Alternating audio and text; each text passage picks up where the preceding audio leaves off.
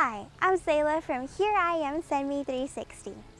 I want you to imagine a man walking the cobblestone streets of the grand city of Prague. Behind him towers the Bethlehem Chapel, where his voice is often heard. It echoes off the walls as truth rings out and conviction stirs within the listeners as a man speaks with power, power from above, power that threatens an empire of corruption and deceit. This man's name is John Huss.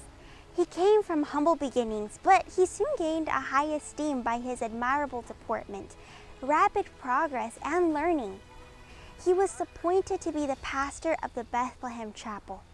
After reading the scriptures for himself and learning about the reforms advocated by other reformers like John Wycliffe, he began to call for the Bible to be in the language of the people. He also began to denounce the pride, ambition, and corruption of the church and hierarchy. At this time, another man joined him in his labor. His name was Jerome. Through these two men, God was leading the people out of darkness into greater light. Of course, this did not go unnoticed by the authorities. The Pope summoned Huss to appear before him, but he did not obey. Then the Pope declared the city of Prague to be under an interdict.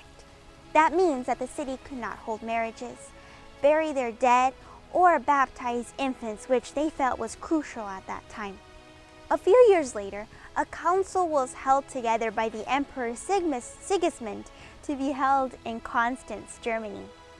Since one of the purposes of this council was to root out heresy, John Huss was called to appear before the emperor. He was given a safe conduct, so this time he made his way to Constance. Unfortunately, after only a short period of time there, he was arrested and put into jail. While he was in this terrible dungeon, languishing and suffering, he wrote these words that are found in Great Controversy, page 84. "I write this to a letter," he said to a friend, "in my prison and with my fettered hand, expecting my sentence of death tomorrow, when, with the assistance of Jesus Christ, we shall meet again in the delicious peace of the future life. You will learn how merciful God has shown himself to me, how effectually he has supported me in the midst of my temptations and trials." Then, after this, he was soon called for trial. He looked at Sigismund and told him, "I determined of my own free will to appear before this council under the public protection and faith of the emperor here present."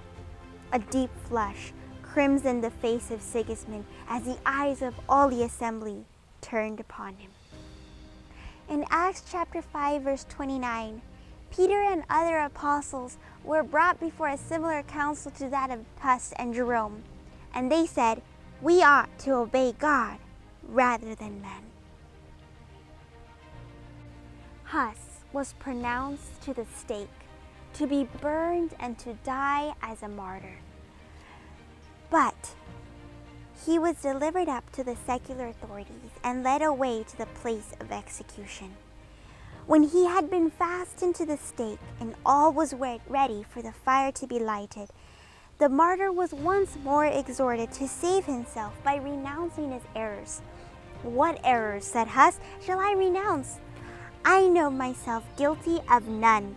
I call to God to witness that I have written and preached what has been in view of rescuing souls from sin and perdition, and therefore most joyfully I will confirm my blood with that truth which I have written and preached."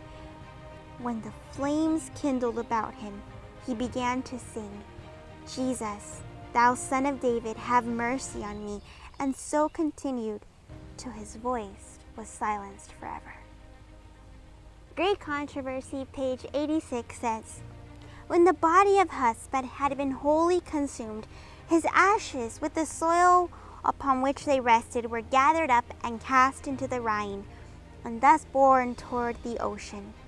His persecutors vainly imagined that they had rooted out the truth he preached, but little did they dream that the ashes that day borne away into the sea were to be as seed scattered in all the countries of the earth, that in lands yet unknown it would yield abundant fruit in witness for the truth.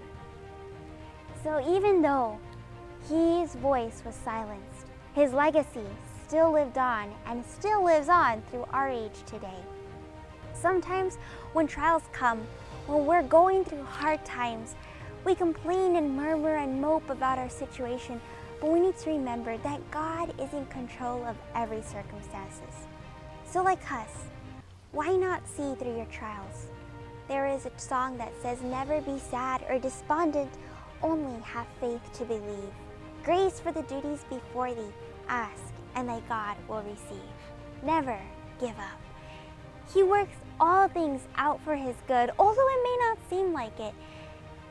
Though the trials seem so hard and heavy, we can still sing through them like Huss, because we know God will pull us through. 1 Peter chapter 3 verse 14 says, but if ye suffer for righteousness' sake, happy are ye, and be not afraid of their terror, neither be troubled. Huss was not afraid. He was singing until the flames stopped him. And so should we when we go through our trials, for they help us and strengthen our faith. Psalms chapter 31 verse 23 through 24 say, O love the Lord, all ye his saints, for the Lord preserveth the faithful, and plentifully rewardeth the proud doer. Be of good courage, and he shall strengthen your heart, all ye that hope in the Lord. When Jerome heard that Huss had been imprisoned, he rushed to Constance trying to save him, but it was too late. He realized he could do nothing, but it was also too late for him. The authorities caught him too and put him in prison. When he was urged to recant, he gave in. He gave in because he was weak, exhausted, and so discouraged. Yet, when they put him back in prison again, he was convicted, and he yielded to the voice of conscience, renouncing his former recantation. He was executed on the very same spot Huss had been executed. Although sometimes you may feel like you've backslidden from God, you made a mistake, you did the wrong thing, made the wrong decision, there is still hope. There is still time to listen to that voice of conscience like Jerome, to come back and to make things right. I'm Selah, and I pray that the story of Huss and Jerome has helped you gain courage and faith in God. Thank you so much for joining me at Here I Am Send Me 360. Have a blessed day.